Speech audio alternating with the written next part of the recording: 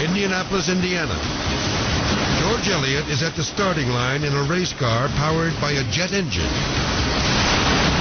Throttles up and is off, rocketing down the asphalt at 260 miles an hour. He pulls the chute, but there's big trouble.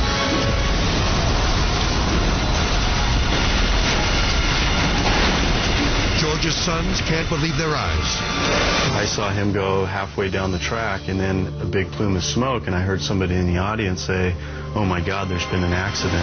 George hits record speed, but he pulls the chute too soon, launching the jet car skyward. Going 260 miles an hour, it acted like an airplane. It lifted the front end, and the body acted like a wing, and it took off into the air.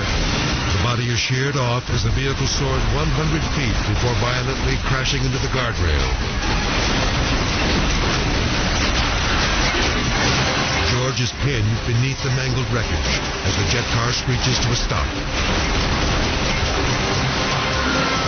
Emergency personnel rush to the scene and flip the vehicle over.